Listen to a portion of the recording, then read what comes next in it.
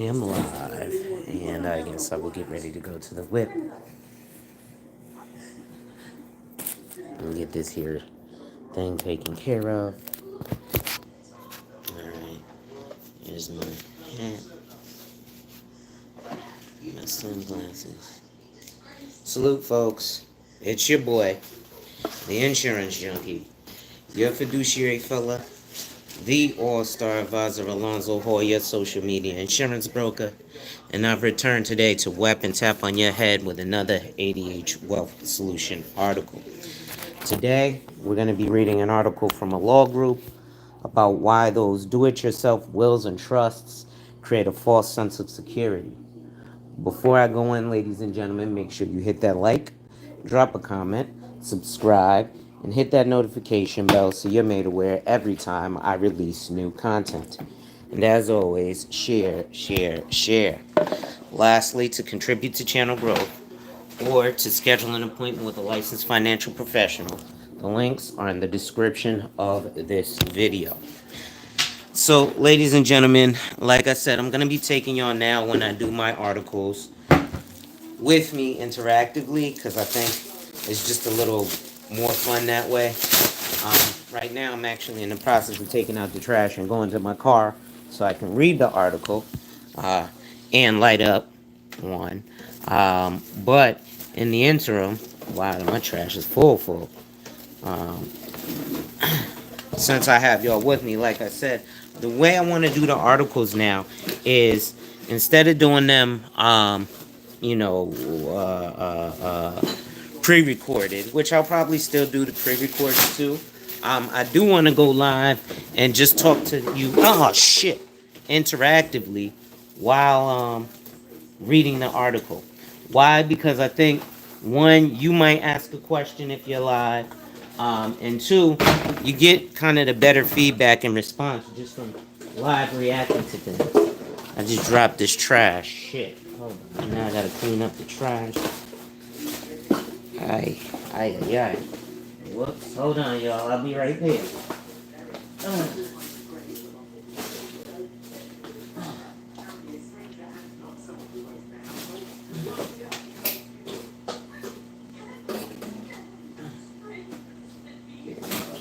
Can't believe I just knocked over the whole trash can.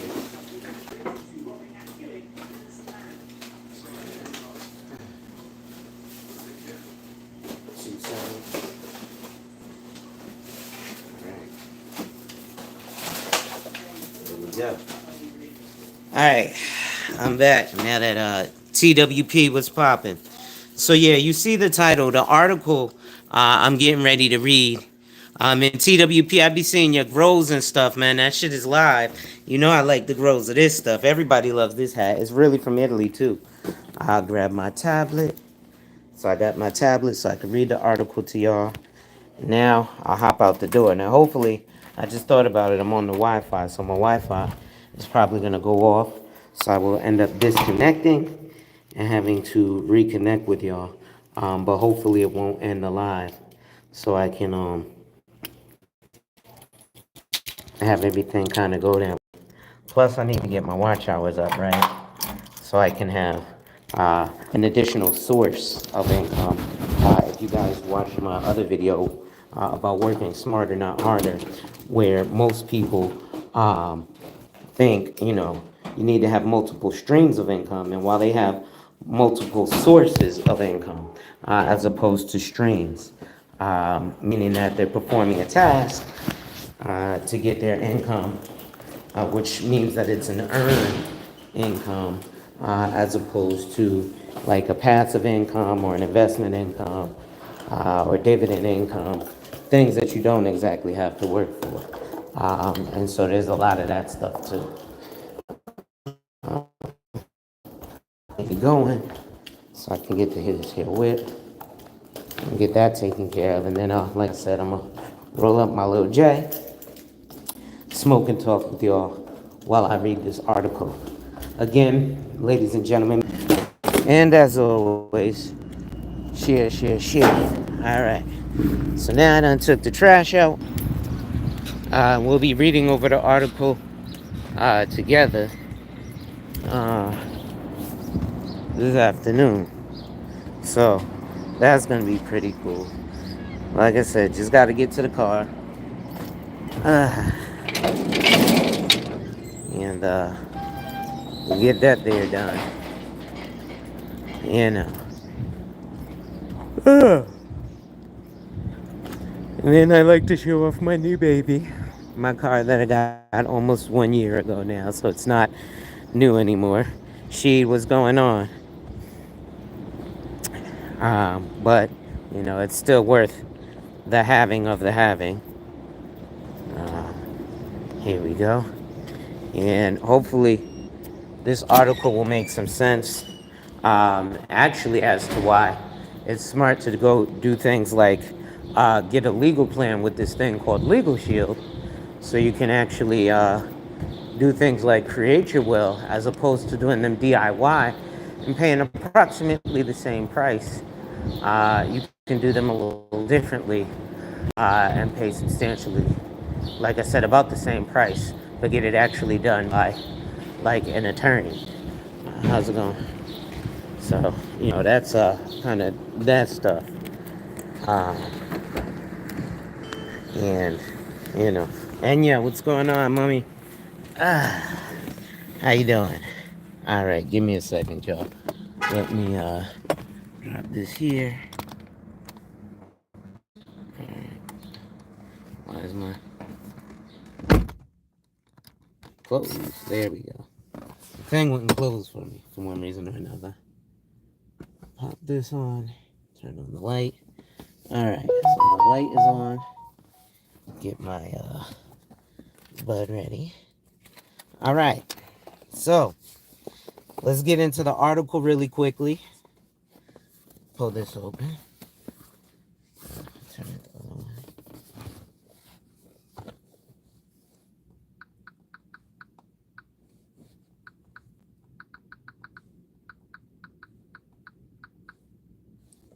Okay, so this is an article from Flagstaff Law. Hold on, that's my. I'll call her back. Okay. Yeah, my mother just interrupted to my live. Let me turn on this car so I got you guys going through the Bluetooth.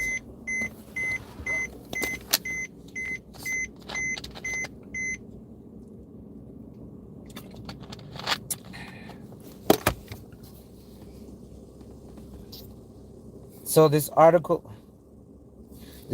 is from something called Flagstaff Law Group.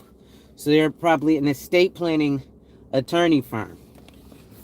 So let's read through this, right? And it says how DIY wills and trusts offer a false sense of security. So like there's like lawwill.com and all this stuff where you can go online and get a will for kind of like free. Or not free, but for like cheap, and it's do it yourself, but it's not with an attorney. Listen, a financial advisor can set up a will or set up a trust for you, but when a financial advisor sets up a trust for you, it's not a legal document unless an attorney does it. So just like, that digital will that you send to yourself, people say, oh, just write it down, put it in the mail, in an envelope, and mail it to yourself. It stands up in court. Maybe in 1973, but in 2024, that's not a legal document. So you really want to have these things executed by a certified professional or a board certified professional. So let's read this article really quick and go through here. So it says, you've no doubt heard of a will, a document that says what happens to your money and belongings after you die. You may even have a will or know that you should get one. And maybe you've heard of a trust and wondered what it is and how it works. You may have even done research on Google about how to do your own will or trust. Let me turn this to the side and see if that...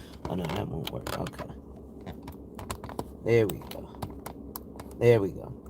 So you may have even Googled how to do your own will or trust.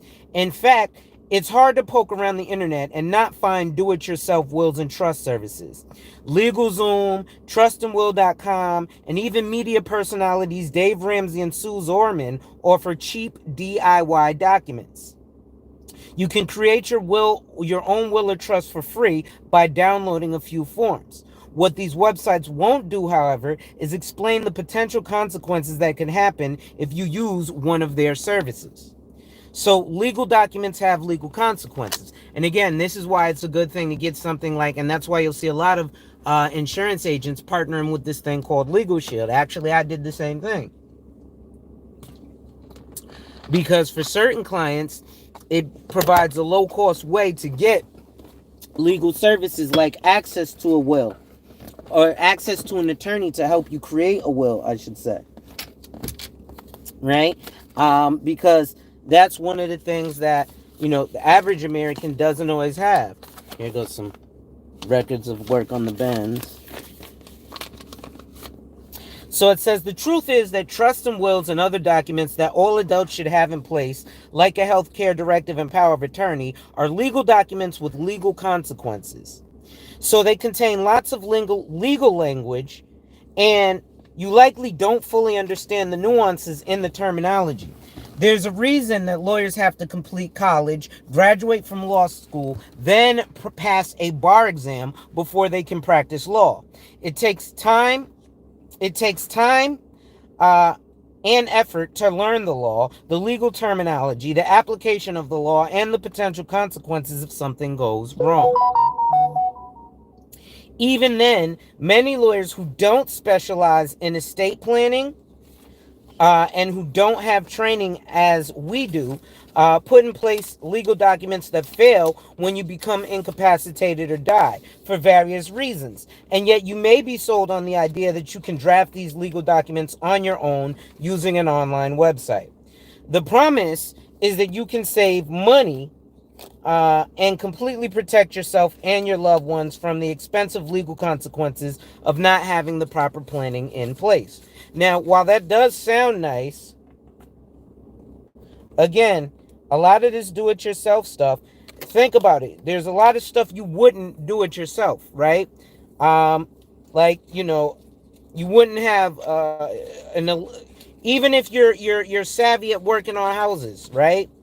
You'd rather have the electrician come out and wire your house than to do it yourself, right? Even if you dabble in electricity, you know what? I'm gonna let the guys who do this, and I'll pay whatever it is, and let them who are professionals at this deal with my my electricity, right? So it's the same thing with your wills and your legal documents, and it should be the same thing with things like your insurances, right? You want to let the professional do what they do. And the way that they're a professional is by doing the task that they're paid to do. So, a real life cautionary tale. Oh, shoot. What just happened? My tablet just went crazy. Let's keep you from being fooled by illustrating what can happen when you draft legal documents on your own without understanding the consequences. So what follows here is a true story. A woman named Jane had passed away. Hold on, let me get my crusher. And her current husband named Alex had visited his lawyer's office to get legal advice on what to do next. So Jane had received an inheritance from her first husband, John. And she was also close to her adult children and her grandchildren.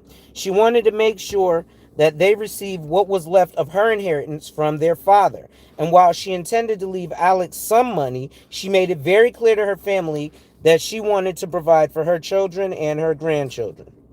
Okay, now this is something, especially in the black community, that we hear all the time. Oh, I want to make sure, so-and-so gets my this. And I want to make sure so-and-so gets, the Movado watch I have for the last 25 years. I want to make sure so-and-so gets that, right? But how do you make sure that happens? And believe it or not, it's not just through life insurance. Life insurance is the way that you can pass down the money, but there's other things that you need. And life insurance isn't the only way to pass down things, right? It's a way to pass down things and avoid going through probate, going to the courts, right? It sidesteps all that. So let's see. A woman, Jane, passed away, and her current husband, Alex. Okay. So Jane was frugal. She didn't want to spend money on an attorney, so she had done research on Google about wills and trusts, downloaded some forms, and wrote out her own documents. She learned from Google that a trust, excuse me, I got gas because it's Coca-Cola. She learned from Google that a trust can keep her family from going through a court process called probate, which would save them money and leave more for them to inherit. So she drafted her own trust, thinking that she'd achieve her goals and save money at the same time. That's very true, and your Google will get you every time. Okay. For example, I used to do a series, I'll probably do it again, called The Right Questions, Know What to Ask. Because what happens is, people will say, do your own research, go Google it. But what am I supposed to Google? If you don't know what to Google, then how are you going to find it? I actually got into an argument with my brother-in-law because he said some dumb shit. It was about cars, and then he was like, oh, Google it. And then I was like, okay, what should I put in? Oh, nigga, don't...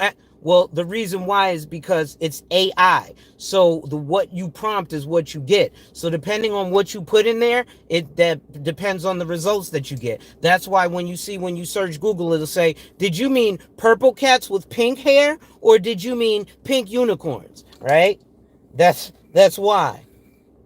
So it says, when John's lawyer read Jane's DIY trust, they realized that what Jane actually did was leave her entire inheritance to Alex.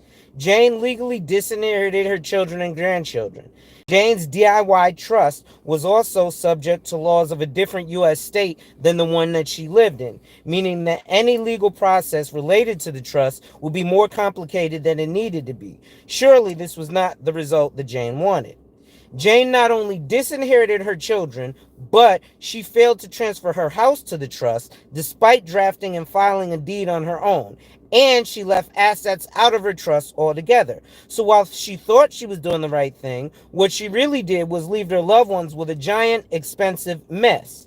Not surprisingly, the family ended up in court, and years later, the matter still isn't resolved. Now, let's talk about some real-life examples of that. Chadwick Boseman, right? The Black Panther. Wakanda forever. He died without a will.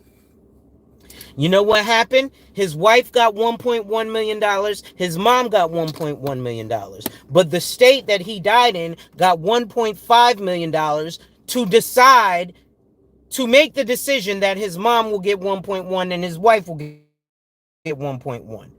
But they kept 1.5 for that. Let's look at another example in the black community, right? We got Nate Dogg. Nate Dogg died some years ago, almost damn near a decade. And now his family is just now dealing with his estate issues, just now cleaning them up. Ladies and gentlemen, make sure you hit that like, drop a comment, subscribe, and hit that notification bell so you're made aware every time I release new content. And as always, share, share, share. Lastly, to contribute to channel growth or to schedule an appointment with a licensed financial professional, the links are in the description of this video. So it says you don't have to make the same mistakes. Jane must have believed what she heard from some well-meaning folks about doing a will and trust on her own. She probably thought that she understood the legal documents that she drafted and signed. She most definitely thought she was making things easy for her family and that she was giving her children money from their father. But Jane was fooled. If Jane had worked with us, she would have created a plan that would accomplish her goals and keep her family out of court and out of conflict. She would have saved her family years of heartache and pain, not to mention the expense. Jane's story teaches us that it is absolutely worth it to work with a lawyer when you're dealing with a legal document, including a will or a trust. Don't trust those who say you can do it cheaply or do it yourself. Don't be Jane. Prime example. If you're in a business, and in that business, let's say it's something simple. You make t-shirts, right? You make t-shirts. I mean, you actually sew them together and make t-shirts, right? Now, I can make a t-shirt myself. I can figure out how to sew a t-shirt, right? But that's not what I do. I don't sew t-shirts. So even though I could probably sew myself a t-shirt and save money, It's probably better for me to go to you, since that's what you do, and let you make my t-shirts. This way I have a bunch of t-shirts. Because at the rate I go, since I do it myself and I don't really know what I'm doing, sewing the t-shirt, it's going to take me a very long time to just create one. And it's probably going to be imperfect. Because even those who do it professionally create those with imperfections. Right? So if it's not something I do day in and day out for hours on end, let the person who does that do it. So you, as a t-shirt maker, have your millions of dollars off of making t-shirts, right? Because people came to you for their t-shirts because they can't sew. So it says, now what to do instead? You owe it to your loved ones to take the time and put in the investment to do your estate planning right and keep it up over time.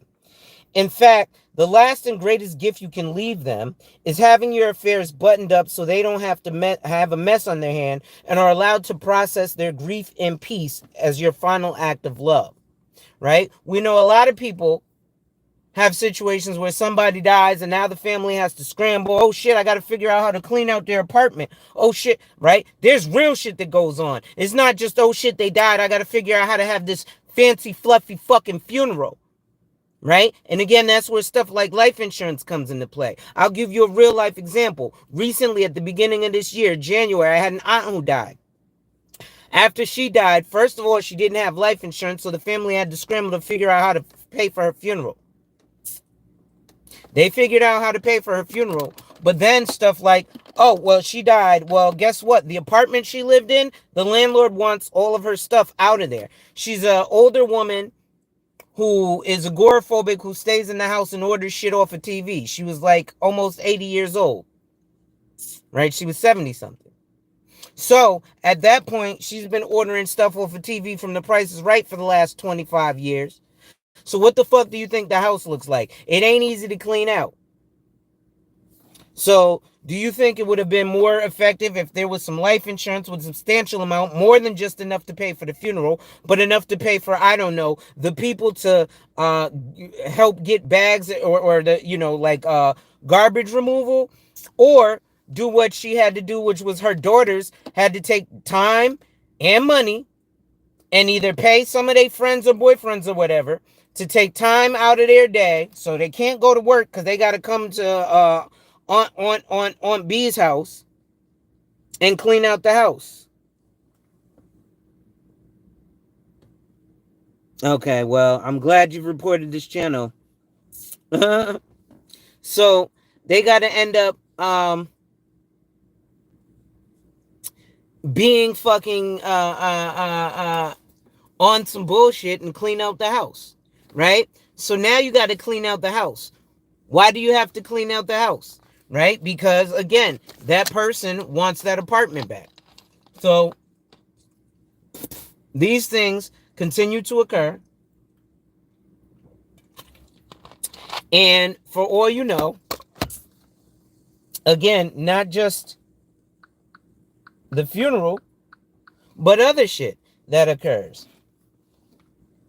And says some press play, some dumb shit. Warning, this channel has been reported to YouTube by press play moderator. Well, press play moderators, fuck you, fuck your life. All I'm talking about is insurance. So if you got a problem with it, I don't know what to tell you. So, oh wow, that's the end of the article. So yeah, the point of the article there is to basically, you want to consult with a financial professional and a legal professional, right? You want to use these professionals because they're going to help you get your affairs in order. And once that shit is in order, you're good to go.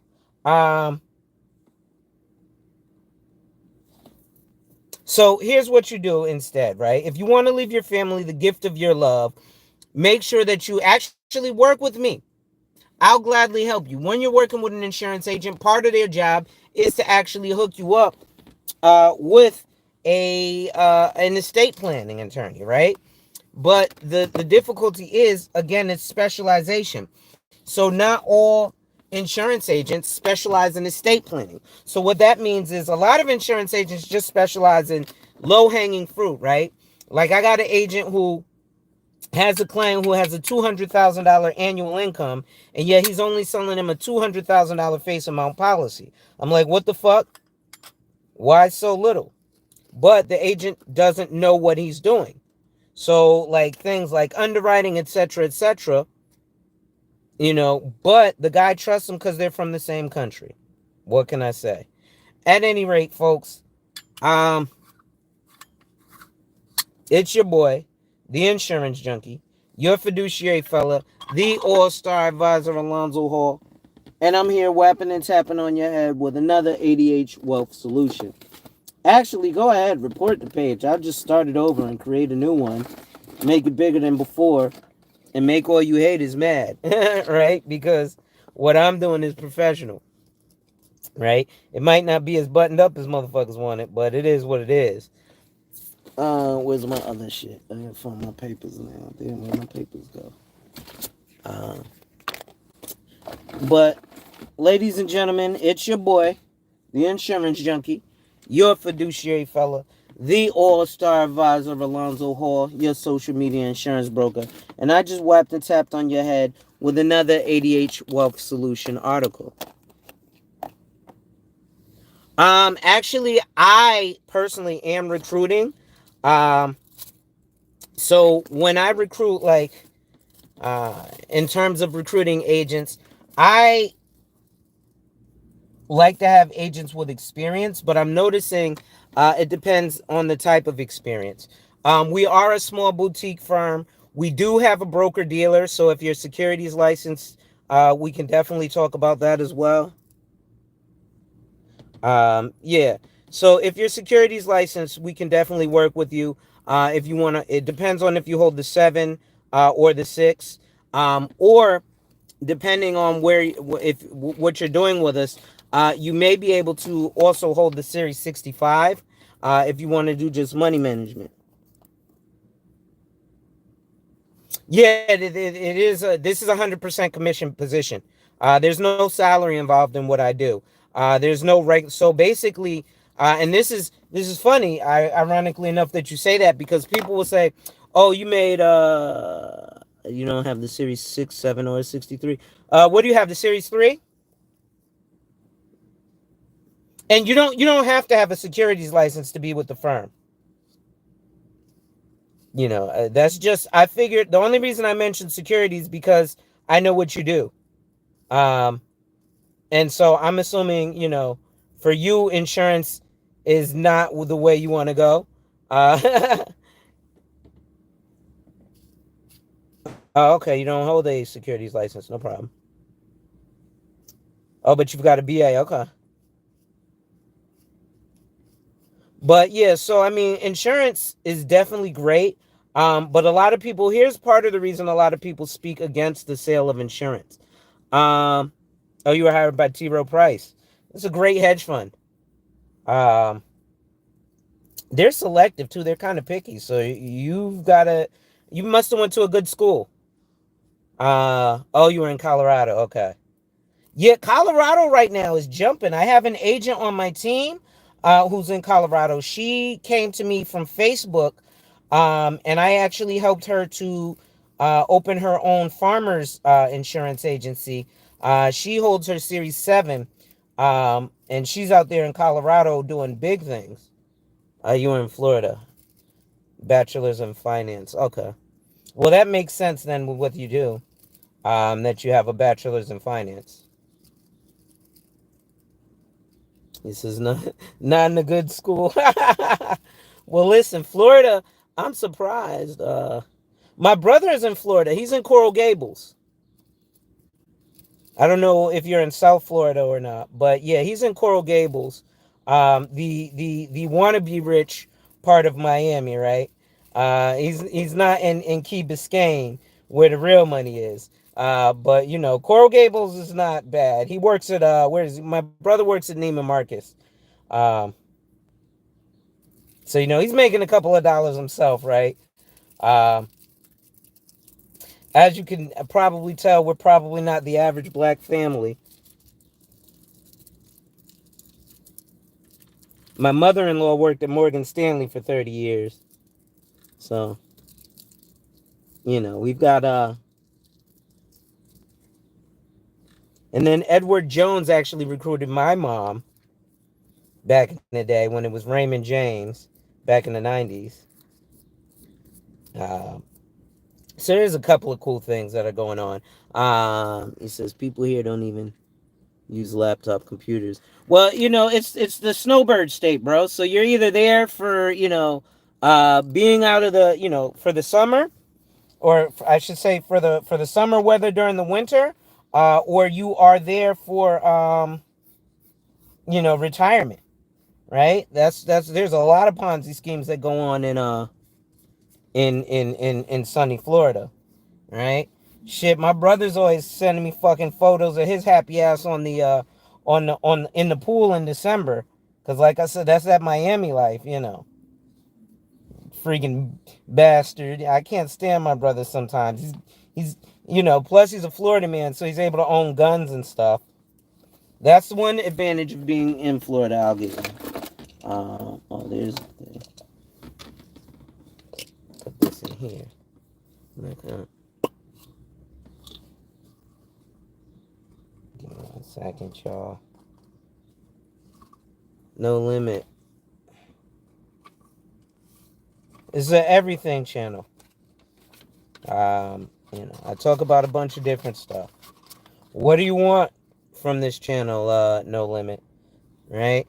What it is you're talking to a guy who is a financial professional, but I'm not buttoned up like all the bullshit you're used to.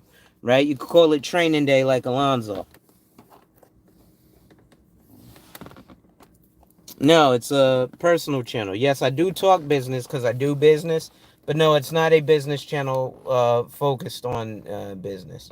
Right now, I'm talking about. I was just doing an article about the do-it-yourself wills and trusts. Um, this is I want economic empowerment. Oh, well, then that's perfect, No Limit. If you want economic empowerment, you can listen to me, right? I'm not everybody's cup of tea. I smoke, I spit, I listen to gangster rap. But 2008, 3 days before Mother's Day, I got shot 5 times in front of my mother. And that's what pushed me to get into the insurance and financial services world. So I have a different perspective from a lot of people who are in this business, right? Because I experienced real life, right? So like I said, this is a little bit of everything channel. I'm unorthodox, and I ain't everybody's cup of tea. Feel welcome to subscribe. Feel welcome to stick around. And yeah, that's a very informative channel. Helps educate about life decisions we tend to forget to think about. Well, thank you, Anya. But like I said, a lot of this stuff um, ends up difficult. Actually, in speaking with the business channel, make sure you guys go rock with Enya, and everybody who does have a wrench. If you have a channel or you create content, make sure that you please drop your links in the chat. That's why I give everybody wrenches, so that you're able to, so that we can network together, right? Because like, I'm not super worried about, monetize my channel, this, that, and the third, and even stuff like that. So, for example, let's look at tax time just passed, right? Excuse me while I spark my J, but tax time just passed. One of the huge issues that I find a lot of people in with tax time is, number one, they file wrong. So they file all these exemptions and stuff. 85 to 96 was the worst area of gangs and drug activity. Yeah, I actually have an agent on my team who's out from Compton. She's from Compton, Peru. In real life. Ironically enough, I recruited her because I told her, if you're tired of your CEO being all in the videos, come to death row. I ain't a blood, but, you know. So, like I said, with tax time, couple things. One, if you make under $70,000 a year, please stop going to H&R Block. Please stop going to Liberty Tax. Please stop going to Jackson Hewitt. Please stop going to a CPA. There's something called VITA, VITA, Volunteer Income Tax Assistance. And what is VITA? VITA Volunteer Income Tax Assistance is from the federal government. So the IRS actually has hired people who come and prepare your taxes for $0. Again, there's a certain limit maximum that you can be have made for the year. But if you make under 70 grand, IRS will do your taxes for free. Right?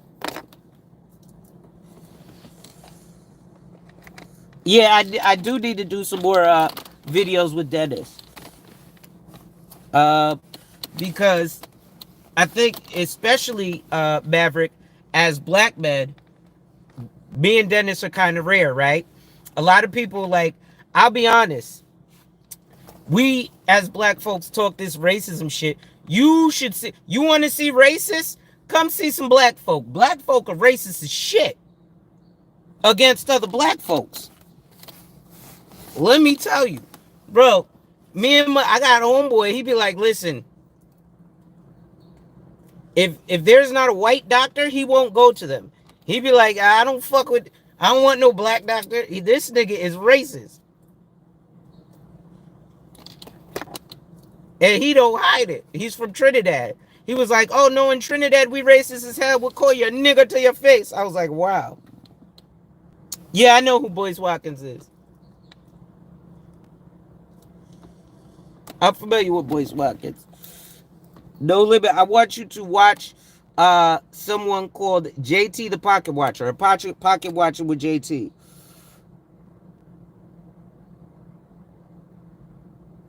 A lot of folks don't want that revealed, right? But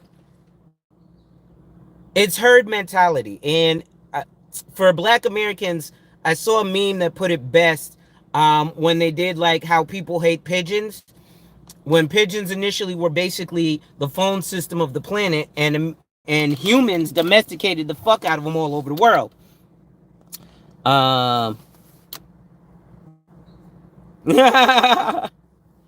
Yeah, you know. Yeah, me and JT, we battle back and forth, No Limit. Me and JT don't completely see eye to eye on life insurance. He's one of those buy term, invest the difference. But a minimum investment is $10,000, which is $834 a month. Yeah, a lot of people will do that. I mean, I have the time freedom to do stuff like that. I hope some of them do.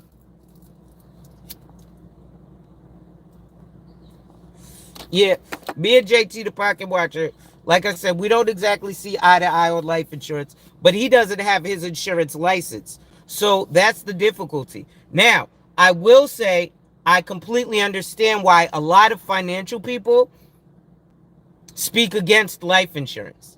Because as one who specializes in life insurance, it's very difficult to find people who know what they're talking about when it comes to life insurance, right? And who know what they're doing. Like, again, buy term, invest the difference. It sounds nice until you look at the average minimum investment into a mutual fund is $25,000. Now, how are you supposed to buy term and invest the difference if you don't have $25,000 liquid? Just like the FINRA rule of having $25,000 to trade Forex or options. You don't have to have a margin account to do so. You can use a cash account, but generally when you're using a cash account, it takes 2 days for that money to settle. These are things that people don't tell you. All right? Maverick will tell you this because Maverick actually trades. Right? But this is why people also speak against life insurance. Life insurance agents do get big ass checks. Like Suze Orman said, some agents are getting 90% commission. Some agents are getting 130% commission. Now, again, selling insurance, just like selling real estate, is 100% commission, meaning that you could come into work 7 days a week and make $0. You could come to work one day a week and make $1 million because it depends on the sales. But here's the thing.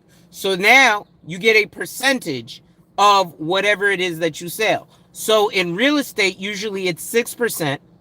And then that ends up being split, right, between the buyer's agent and the seller's agent. So let's say the house is $1 million.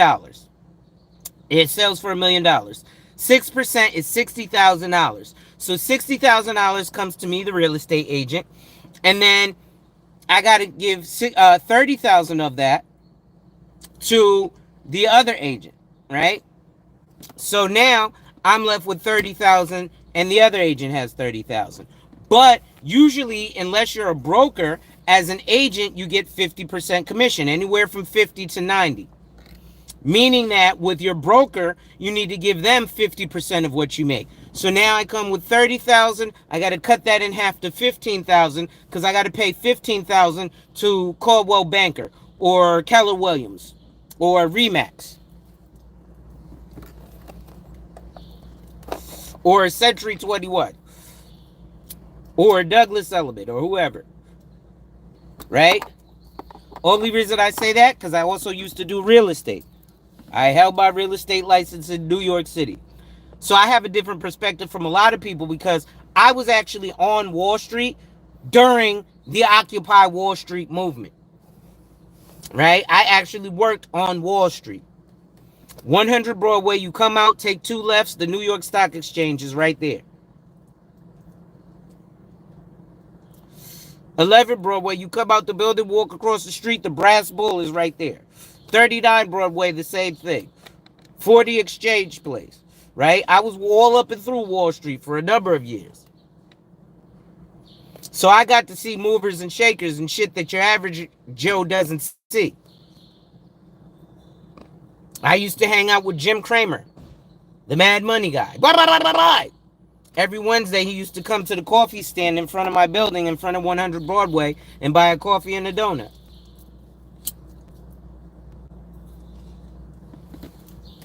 Right? So the same thing happens with insurance agents. So insurance agents get anywhere from 50% commission to 130% commission. But that's based on what you, the client, pays the insurance company for the year. So when you come, this is why a lot of people will also push you away from life insurance. Because one, most people aren't trying to spend a lot of money on life insurance. Which I'll show you why that's a good idea to spend a lot of money on life insurance. But we'll get to that in a minute. Right? The next thing is the reason that they push you away from life insurance. You can go through the entire process, sign the paperwork, give the money, sign on the dotted line, take the blood exam and everything. And then the insurance company come back and decline you for the policy. So what happens to me, the insurance agent, after all these weeks and closing the sale, and now they turn around and they're like, no, we're not going to give this person this life insurance. So now I've just done a bunch of work and I don't get paid based on submitted applications. I get paid on issued and paid applications, meaning that you have to pay your insurance premium for the entire year. If you don't pay for the entire year, they take money back from me. The reason I'm telling you this isn't because I'm like, oh, my job is hard, but I'm telling you why people push you, the client, away from life insurance, which is probably the best financial product for you. See, when you're buying an investment, all you got to do is have the money and sign on the dotted line. And you're going to want to go into it because you think investments are it. All right? Let's whip out this tablet right quick since I got it here.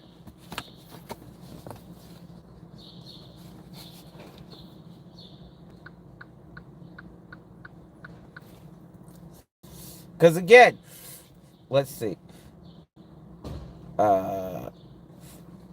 If I can find my bully report. Let's do this. Got it. Got it. Got it. This one. Take me to Virginia. this. Watch this. Now, I'm going to show you guys something. Because again, you're getting pushed towards investing, which is just making the rich wealthy, because the wealthy don't play the stock market. They enter the market to preserve capital. Right? So, what I'm showing you guys right here is the BOLI report. This is the bank-owned life insurance report.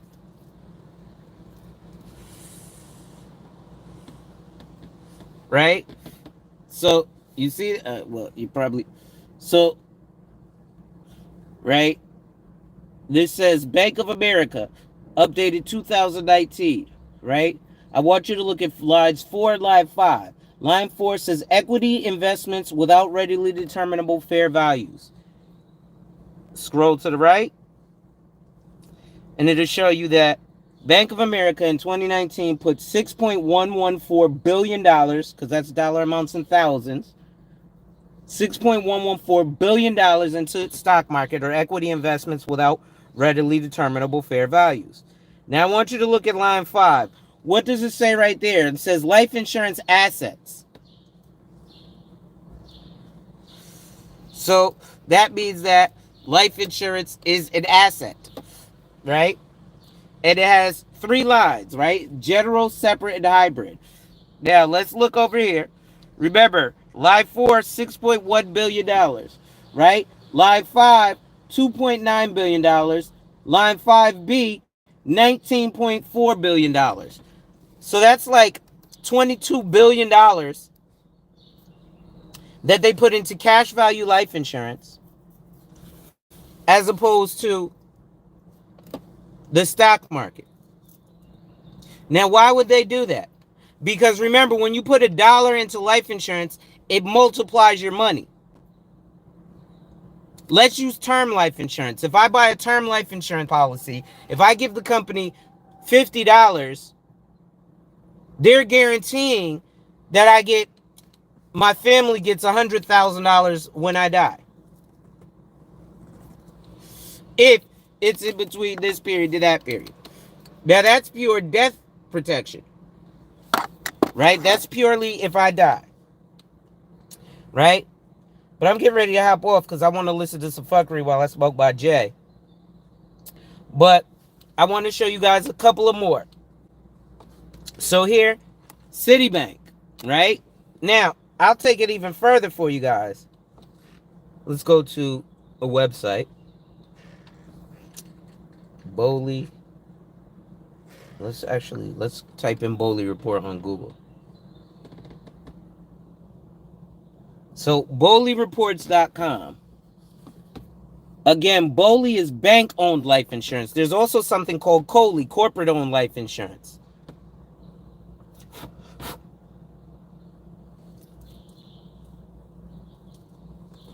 So let's look at BOLI right here. Right? I'm on BOLICOLI.com. What is bank-owned life insurance? BOLI. BOLI is a tax-efficient method that offsets employee benefit costs. The bank purchases and owns an insurance policy on an executive's life and is the beneficiary. Cash surrender values grow tax-deferred, providing the bank with monthly bookable income. Upon the executive's death, tax-free benefits are paid to the bank. Now let's see, what is COLI?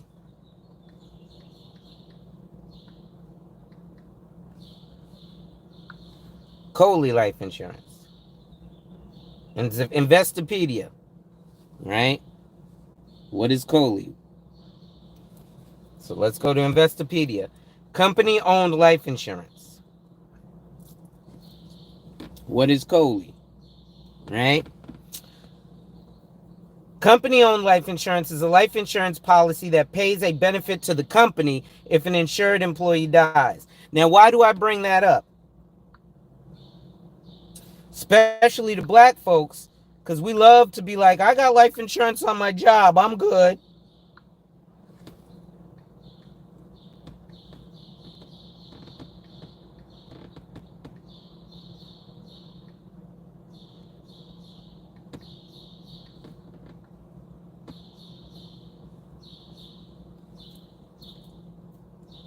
Let's look this up.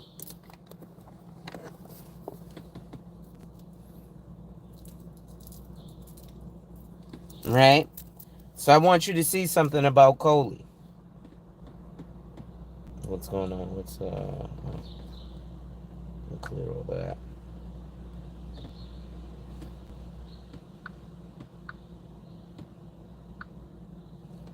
Search and send.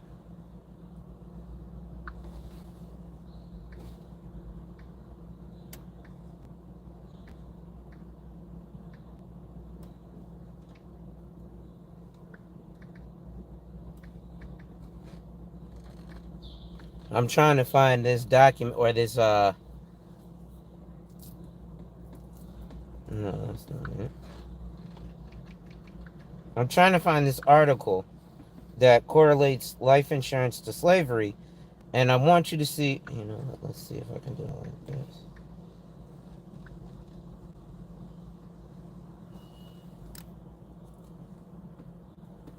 J 19 keys, earn your leisure. So here's my issue with those, right? Because, and this is a major issue as well. So of licensed financial professionals, the industry, licensed financial professionals are about 7% of the industry. This is according to the CAAFP in 2021. CAAFP is the Conference of African American Financial Professionals. I actually have a video about Wall Street Trapper charging a bunch of money for his course. And the funny thing about it is his jump off the course, porch course, versus paid to go get the Series 7 study exam is about the same price. Right? So, there we go. I don't know why my fucking tablet is acting slow.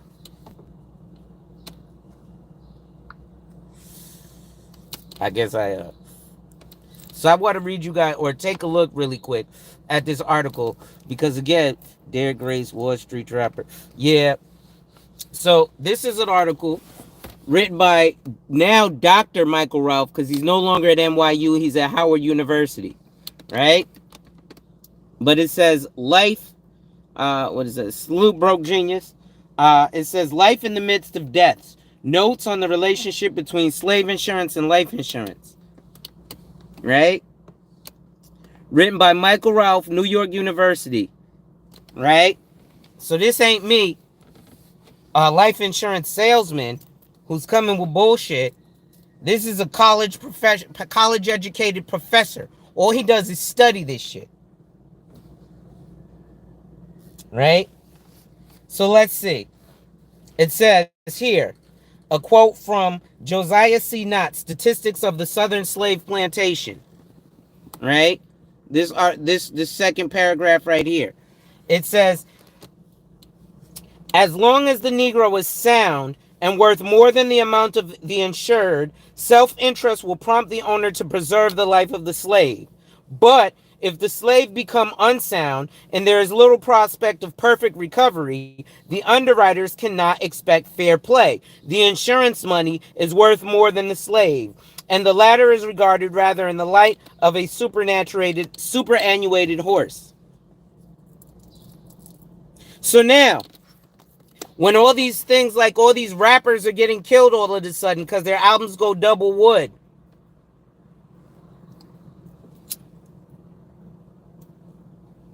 French Montana already said they make you get life insurance. Yet more of y'all ain't getting life insurance. Niggas is even saying life insurance on my chain. Right? You don't want to believe that? Hold on. It's here in this article.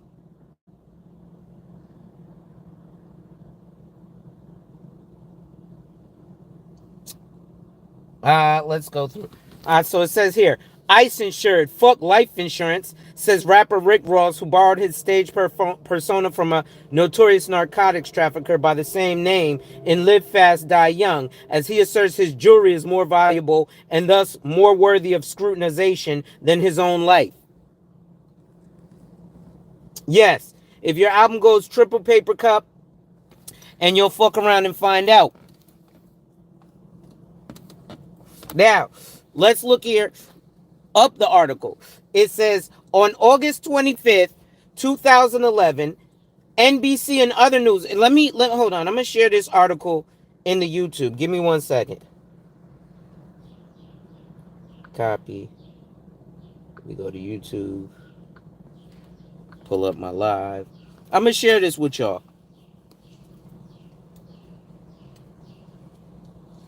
Cause I think this shit is important. Your channel. There we go. Alright.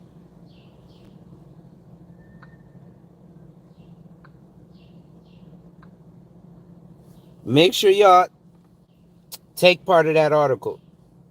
Y'all read that.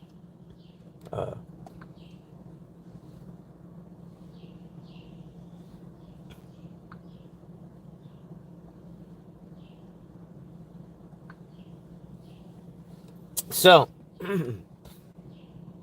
it says here, on August 25th, hey Malika, what's going on? Don't worry, you're right on time.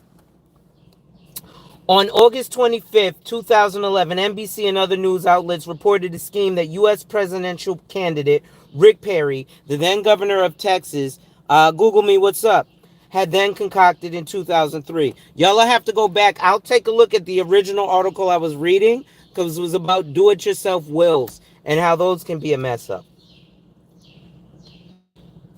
But Rick Perry, the then governor of Texas, had concocted in 2003 to take out life insurance policies on retiring public school teachers through the Swiss financial firm UBS.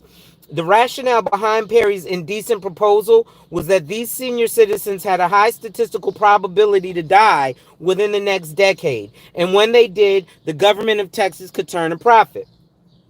Michael Moore examines a similar practice in his 2009 documentary, Capitalism, A Love Story, through the devastating revelation that a number of Fortune 500 companies, including Bank of America, Citibank, McDonnell Douglas, Hershey, Nestle, Walmart, Procter & Gamble, and American Express, has made use of what industry insiders call corporate-owned life insurance, or COLI, more commonly known as dead peasant insurance. When Daniel L. Johnson died of cancer, Michael Moore tells us that Amity Bank made more than $5 million on policies that it had taken out in his name that were never shared with his dependents. So now there's a reason that it's illegal for me to take out fire insurance on your house, right?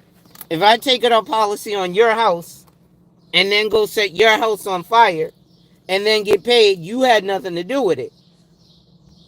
And I have no interest in your house. Now, the loophole is, because Walmart still does this, a bunch of places still give you company life insurance. And here's the ill thing, too. The life insurance that the company gets on you, here's a double bagger. It's a tax write-off to the company because it's an employee benefit. Ask me how I know. That's how I sell it to a lot of my clients, because a lot of my clients are wealthy business owners. A lot of my clients are regular people like you, too. But a lot of my clients are wealthy business owners. And a lot of my clients are in the mindset of setting themselves up. Malika is one of my clients. She'll tell you, she's straight in the mindset of proper protection and planning. And life insurance isn't the only thing we do. Thank you, Malika. Right? Life insurance is not the only product. It's the start. Life insurance is the foundation. Why do I start with life insurance? Why do I think every financial professional should start with life insurance? Because it's a formula, and it has to happen that way. It's the exact same reason every person who builds a building is going to start the exact same way. They're going to dig a hole in the ground and they're going to pour some concrete into that hole because it starts with life insurance. So when I sit with you, I start with life insurance. Right? It's a foundation.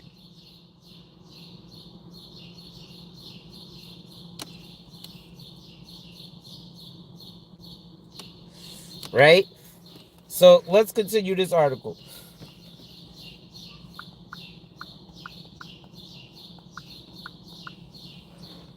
So again, these companies says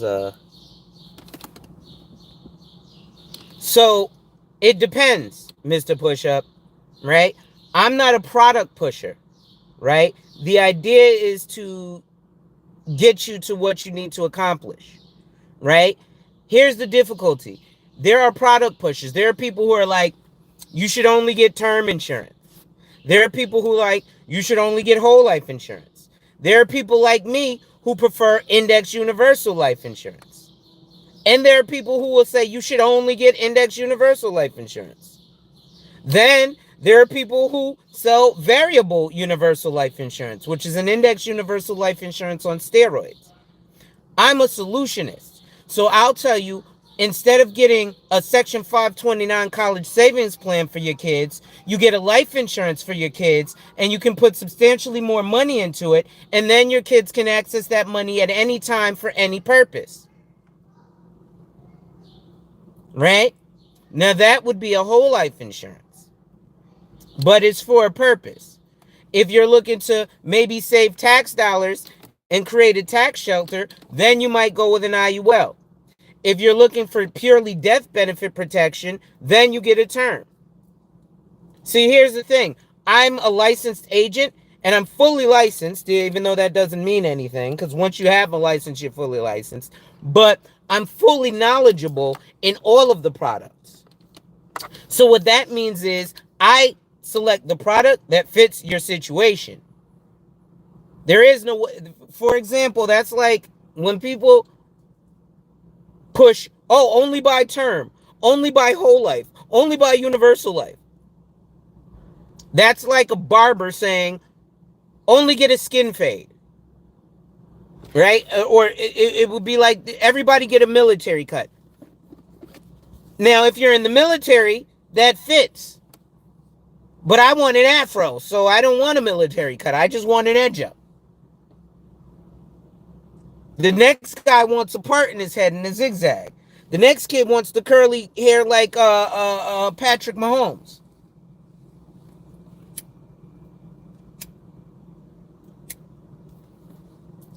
So the main question should truly be, what do you want your life insurance to do for you?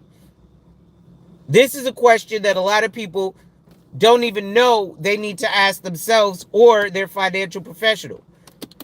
What can my life insurance do for me? What do I want my life insurance to do for me? Right? Look at it like eating. Right? Because Americans, we eat for taste. We don't eat for sustenance. Right? What do I mean? Well, if we ate only for sustenance, then whatever gets slapped in front of us, we're eating because we need the caloric intake and the nutrients. So when we go to McDonald's, they'd have one menu item. And that would be it. Because all you're going to McDonald's for is the sustenance, the speed of the sustenance. Now, technically, they basically only have a couple of menu items, right? But I go to McDonald's and I like a fillet of fish. You go to McDonald's and you like a Big Mac.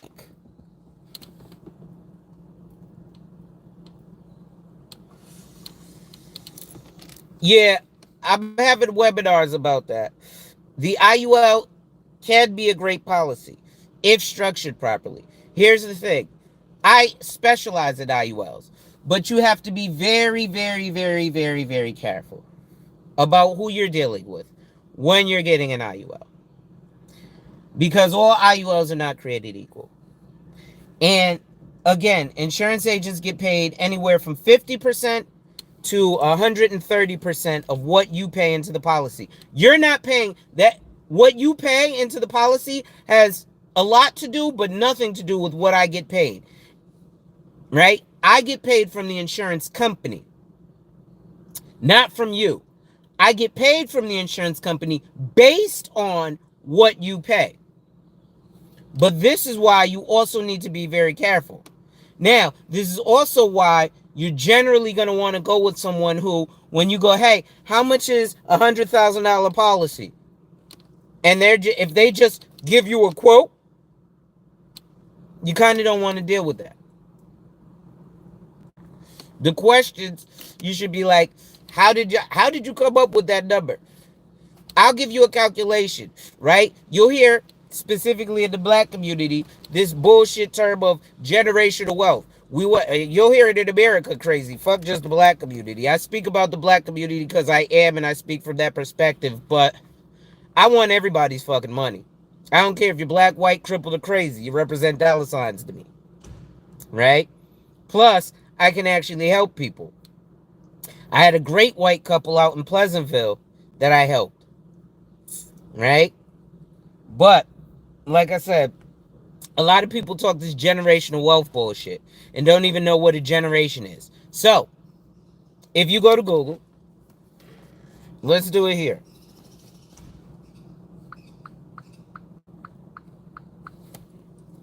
Let's go to Google. Hold on. Firstly, let me open this in the Chrome browser so I don't lose that. Then secondly, let me go to Google. And we're going to type in, how long is a generation? How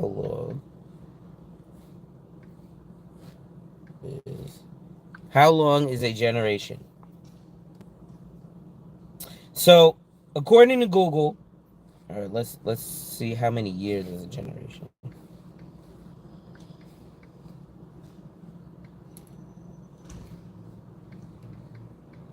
Years. How many years is a generation?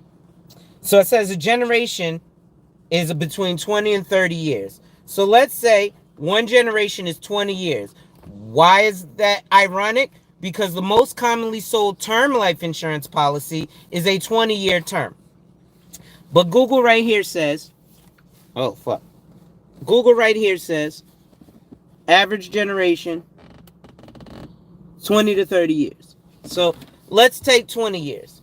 Now, the average salary in America is, let's see how much is. What's the average salary in the U.S.? So it says the average salary in the U.S. is, as of quarter 4, 2023, $59,384. So let's roll it up and say 60 grand. Right? So now, let's pull out our handy dandy calculator. Right? 60,000, right? Times 20. Right? Would be one generation. So 60,000 times 20 is $1.2 million. So we say we want to leave our family generational wealth. Then we come to an insurance agent like me and say, hey, how much is $100,000 of life insurance? $100 a month? Oh my God, that's expensive.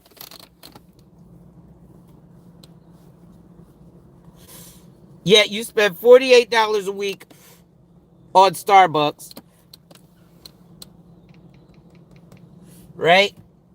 So that's $200 a month on Starbucks. Right? And yet, to leave your family 1/10 of what you're supposed to leave them for one generation of generational just making it, because 60,000 is the average annual income. So that's just making it in America. So leave your family enough money to be generationally just making it.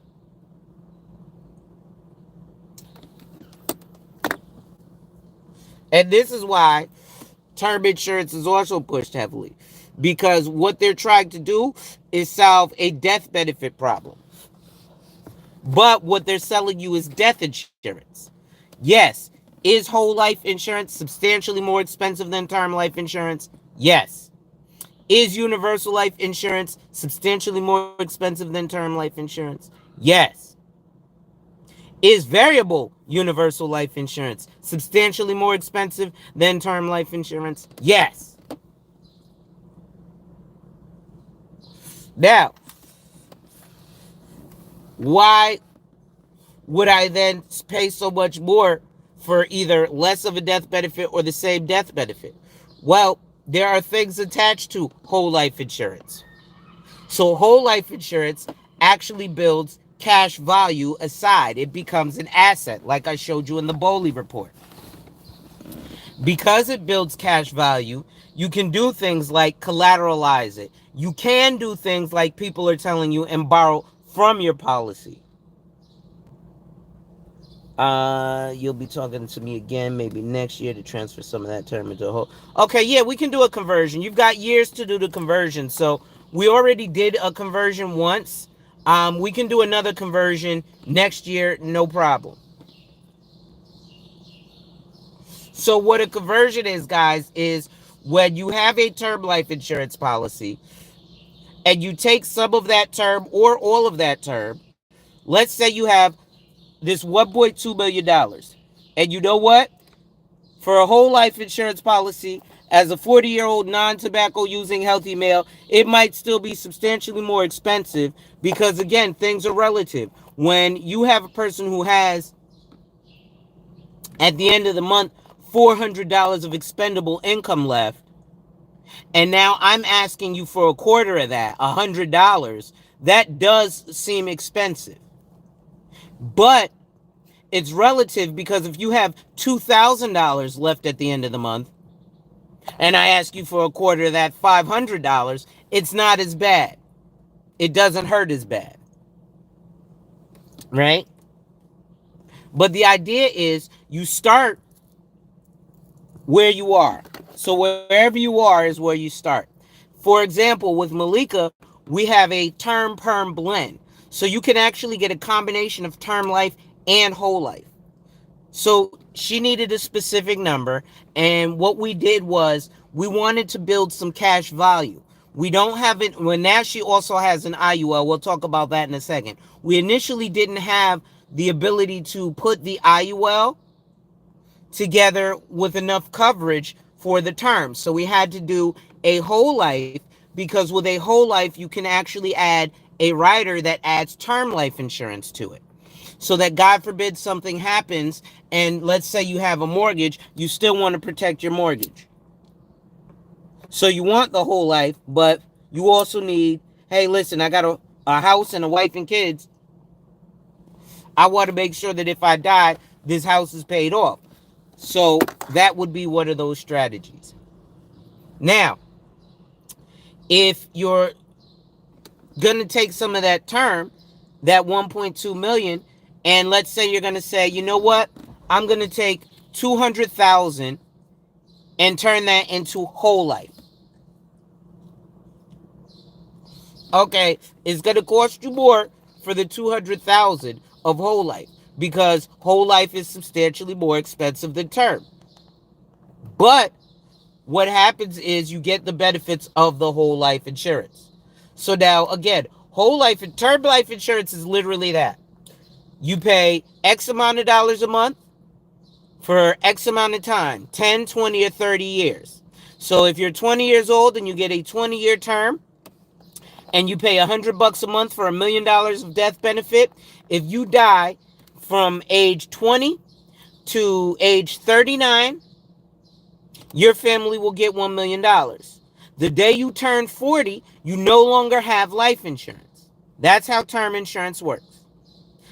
All the money that you paid to that life insurance company, that $100 a month for the past 20 years, is gone.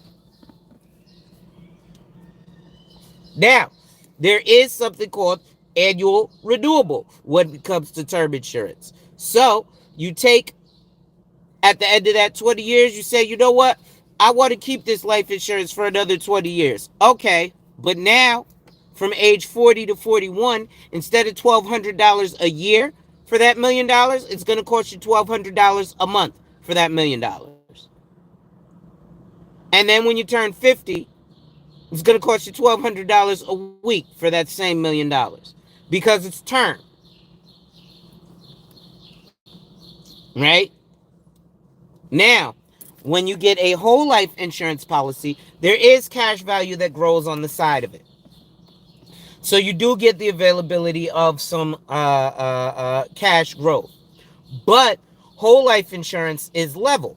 Now, whole life insurance can pay dividends if you get with a company that has what's called a participating policy.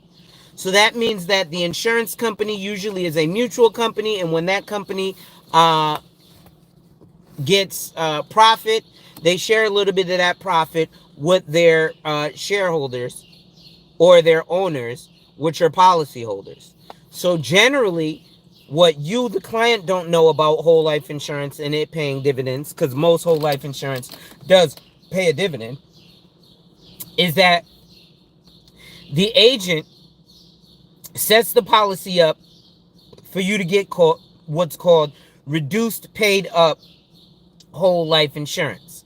Before I go on, ladies and gentlemen, make sure you hit that like, drop a comment, subscribe, and hit that notification bell so you're made aware every time I release new content.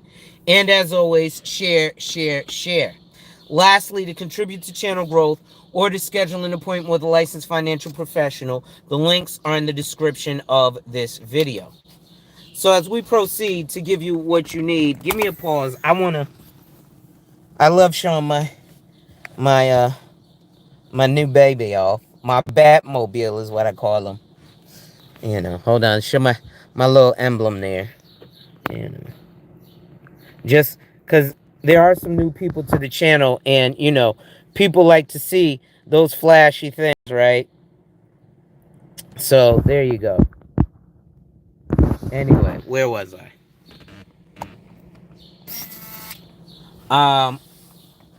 So, whole life insurance, again, most of the time, the insurance agent sets the policy up for you to get what's called reduced paid up.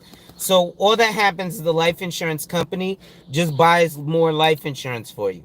So your death benefit increases. It also helps increase your cash value a little bit.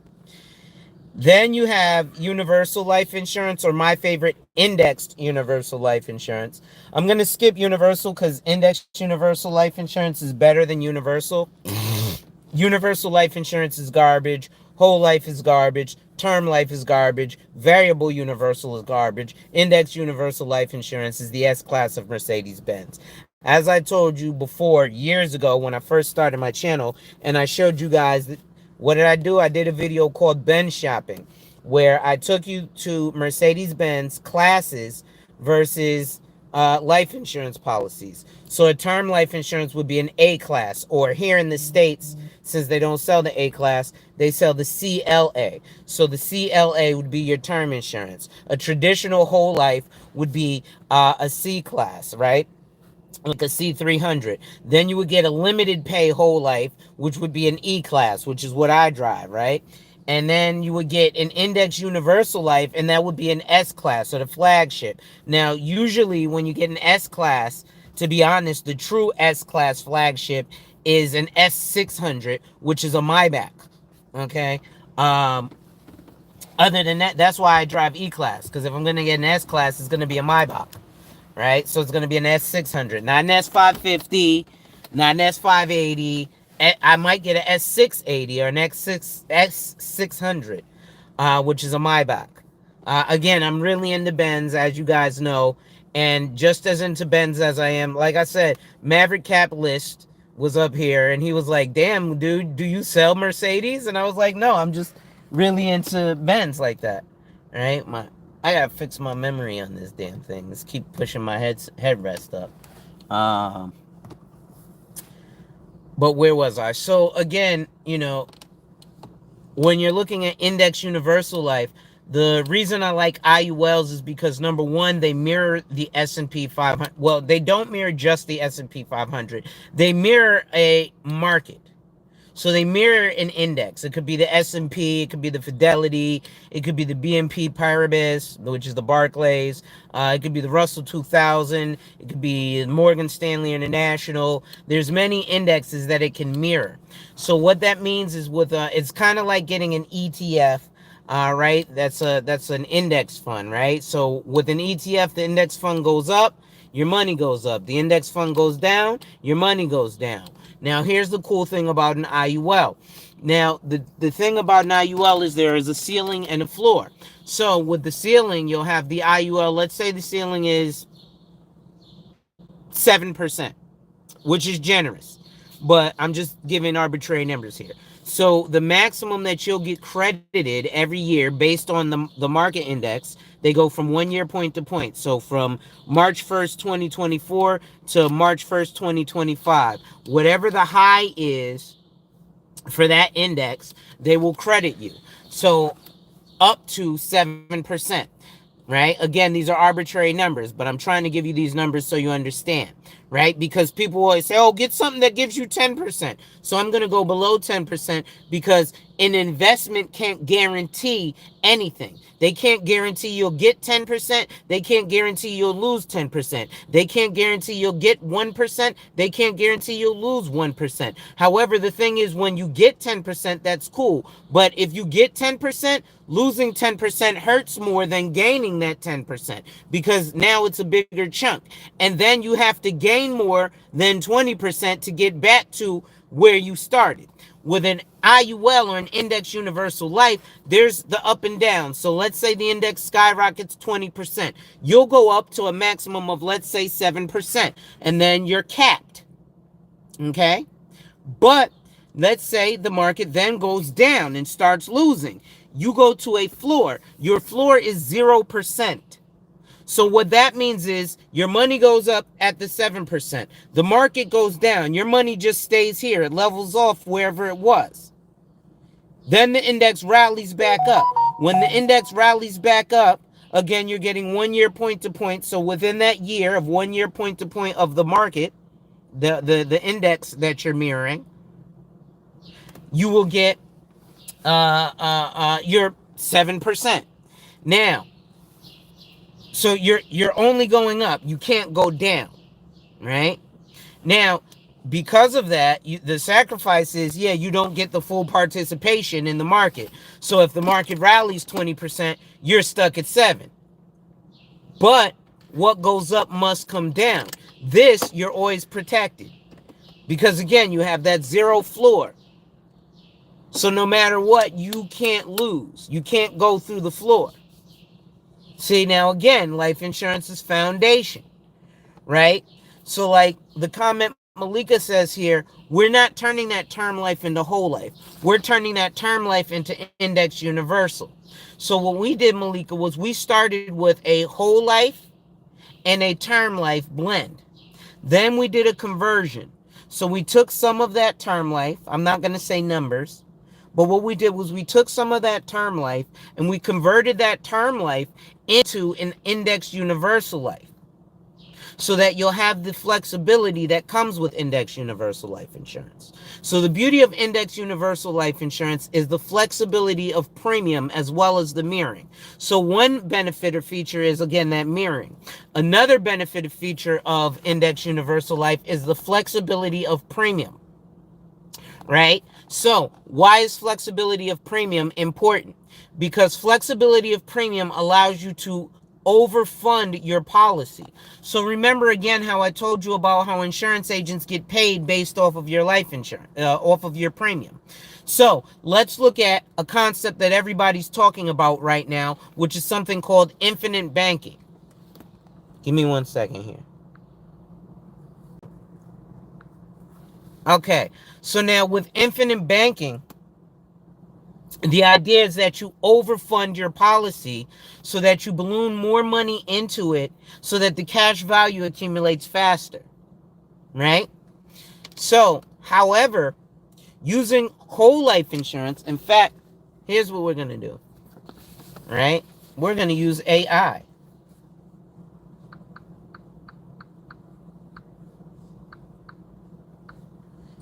right? Let's go to Chat GPT.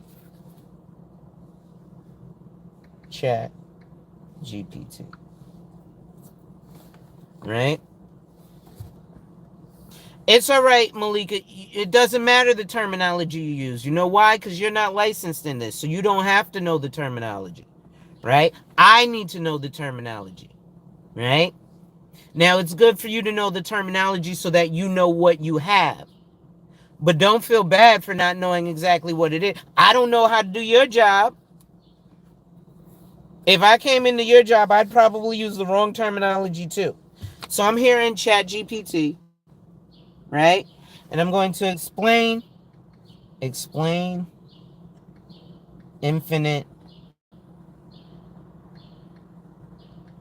banking using whole, and there's a reason I'm doing this, life insurance, right?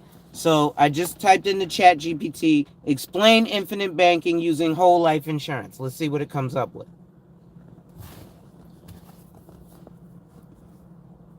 Right? So let's see. Now, there's reasons why I don't like whole life insurance for infinite banking. I like index universal life insurance for infinite banking. But let's see what it says here. So Chat GPT, right? It says infinite banking, also known as the infinite banking concept, involves using a whole life insurance policy. As I find, excuse me, I got gas. Ooh. If you're enjoying the content, ladies and gentlemen, make sure you hit that like, drop a comment, subscribe, and hit that notification bell so you're made aware every time I release new content. And as always, share, share, share. Lastly, to contribute to channel growth or to schedule an appointment with a licensed financial professional, the links are in the description of this video. So, involves using a whole life insurance policy as a financial tool to create a personal banking system. Here's how it typically works. 1. Purchase a whole life insurance policy. You start by purchasing a whole life insurance policy from a reputable insurance company. Whole life insurance provides coverage for your entire life as long as premiums are paid. 2. Build cash value. A portion of your premium payments go towards building cash value within the policy over time. This cash value grows at a guaranteed rate and may also earn dividends depending on the insurance company's performance. Did I not tell you that? 3. Borrow against cash value. Now, here's again where I think you should borrow against the death benefit versus the cash value. But that's a different concept. That's called a collateral assignment. Again, this is why it's important to have an agent who knows what the fuck they're talking about when you're sitting with them. And yes, I curse and spit and listen to gangster rap. But what's worse, an F-bomb or leaving your family in conditions like Jane, the person who was in the article earlier? Right? So it says 3, borrow against cash value. Once your policy has accumulated sufficient cash value, you can take out a loan from the insurance company using your cash value as collateral. The loan amount is typically tax-free and can be accessed without credit checks or loan approval process. 4. Repay the loan. You can use the loan for various purchases, such as financing major purchases, investments, or as an emergency fund. You then repay the loan along with interest back into your policy. 5. Reuse and repeat. As you repay the loan, the cash value of your policy continues to grow, allowing you to borrow against it again in the future. This cycle of borrowing and repaying can continue indefinitely, hence the term infinite banking. 6. Death benefit. In the event of your death, any outstanding loans are typically deducted from your death benefit that would be otherwise paid to your beneficiaries. So, infinite banking proponents argue that this strategy provides individuals with greater control over their finances as they become their own bankers and can potentially benefit from the tax advantages and compounding growth of the cash value within the policy. However, it is essential to carefully consider the costs, risks, and benefits associated with whole life and consult with a financial advisor before implementing such a strategy. Right? So now I'm going to say explain infinite banking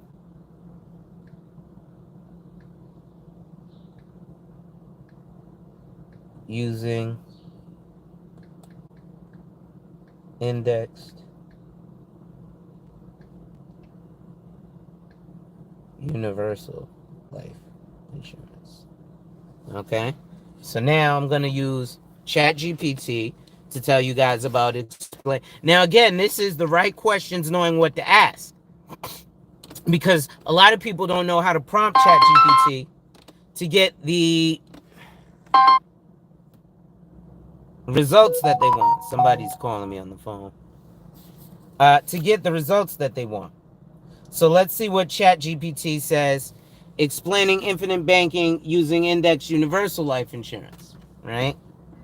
So it says here, infinite banking with IUL insurance shares similarities with the whole life insurance approach, but has some key differences. So it says step one, purchase an index universal life insurance policy. Instead of whole life insurance, you purchase an index universal life insurance policy. This type of policy offers flexibility in premium payments and death benefits. So again, I was going to talk to you about the features: flexibility in premium, flexibility in death benefit, right? So again, I just let ChatGPT explain it to you, but I broke it down for you beforehand, right? So two, cash value growth. Similar to whole life insurance, a portion of your premium payments goes towards building cash value within the policy. However, the cash value growth in an IUL policy is tied to the performance of a market index such as the S&P 500 rather than a guaranteed rate. Three, loan provision. Like whole life insurance, you can borrow against the cash value of an IUL policy. The loan amount is typically tax-free and can be accessed without credit checks. So what is the cool thing about, let's say, a HELOC, a home equity line of credit, versus, now there is something called an IBLOC, an insurance-backed line of credit as well, right? But we're not talking about that. We're talking about a HELOC, which is a home equity line of credit, versus borrowing against the cash value in your life insurance. Well, when you get a HELOC or any line of credit, you have to go through the loan process and you have to show proof of ability to pay back that loan. When you go through your life insurance, as long as you have the cash value available, you can borrow that cash from your life insurance policy. And the cool thing is, let's say you have $100,000 of liquid cash in your life insurance policy, and you borrow $50,000 of cash from your life insurance policy. You would then think, just like with a normal bank account, that your interest or your growth would be based on the $50,000 of cash that you have in your life insurance policy. However, the way that life insurance works is it assumes that you're going to pay back the loan. So it bases your growth on the fact that you still have $100,000 in your life insurance policy. So if you're getting 7%, hold on, my wife is calling. All right, sorry about that. That was the wife. Had to answer that call. Where was I at? So yeah, so those are a few different things, or features and benefits of the IUL. Flexibility of premium, flexibility of death benefit. So let's see here. It says, oh yeah, that's what I was talking about. The difference in abilities to borrow. So you can borrow the cash value from your life insurance policy, and as long as the cash is there, it's 100,000, even though you borrowed 50. Okay, so now it says loan repayment and interest. You repay the loan along with interest back into your policy. The interest rate charged on the loan is determined by the insurance company. It may vary over time. So borrowing from the IULs, will interest will build off of the 100. Yes. So even though you have $100,000, again, this is if you have $100,000 of cash value in your policy, not the death benefit, right? So this is, I have $1 million death benefit and I have $100,000 of actual cash that I can go get, or I'm trying to take $50,000 of actual equity out of my house. So I'll go borrow the actual $50,000 of cash from my life insurance policy, and then I'll go to Ronnie, the construction guy, and be able to pay him instead of taking a HELOC to get an addition put on my house and having a loan back on my house that I have to repay. I have it in my life insurance. And if I should die before I pay back the loan, the only thing that will happen is instead of my family getting $1 million, they'll get $950,000. So, loan repayment and interest. You repay the loan along with interest back into your policy. Oh, we went over that. So 5, index interest credits. The cash value in an IUL policy can receive interest credits based on the performance of the chosen index, subject to certain caps and participation rates set by the insurance company. Like I said, if you get the 7%, right? And then the market goes up 20%, the S&P 500 goes up 20%, you're going to get the cap of 7%. But then when the S&P goes down, right, you don't lose anything. Once that S&P goes down below 7, oh, you can't, nope, you're stuck. The 7 is where you were at, that's where we're keeping you. So now S&P goes down. So the 7 is what you had. Now you just get 0. But you don't lose anything. Okay? So now it says here, flexibility. IUL policies offer more flexibility in premium payments and death benefit options compared to whole life insurance. This flexibility allows policyholders to adjust their coverage and premiums based on their changing financial needs. So, for example, one thing I mentioned was the overfunding of the policy. So with a traditional whole life insurance for infinite banking, you can overfund the policy, but you have to schedule it. So let's say you get a $250,000 death benefit, and that costs you $100 a month. But you want to overfund the policy. You want to pay into the policy $500 a month. So you have to tell me from day one, hey, Alonzo, I want to overfund this policy by $400 a month, meaning I pay $500 a month into the policy. What that means is I have to schedule it. So from day one, for 5 years, you're going to pay $500 a month in this policy. Come hell or high water, because otherwise it lapses. But then year 5 comes. Now you can't pay more than $100 a month into the policy, because that's how whole life insurance works. There's no flexibility. Now, with an indexed universal life insurance policy, you can overpay for whenever you want. So let's say when you start again, let's say that it's a $250,000 death benefit, you pay $100 a month. That's what the scheduled premium is. Now, month 2, you say, you know what? I have $500. I'm going to put $500 into this policy. Month 3 comes, I only have $200. I'll put $200 into this policy. Month 4 comes, I only have $100. I'll put $100 into this policy. Month 5 comes, I have an additional $500. I'm going to put $600 into this policy. So you have the flexibility of premium in terms of funding or overfunding the life insurance, which helps to accumulate the cash value, as long as you keep the initial level premium, which would be the $100. Now, here is another, thank you, Malika, for sharing that link. Here is another trick with the flexibility. So you also have the flexibility in death benefit. So with traditional whole life insurance, you only have the death benefit. So that means that $250,000 death benefit is only a $250,000 death benefit. This is why you'll hear people who are slightly educated in life insurance say, oh, get term life insurance, because whole life insurance, they keep your cash value. They don't, because you're actually paying for the coverage of the death benefit, but you do grow the cash value. That's a feature and benefit of you for having the life insurance while you're alive. But the death benefit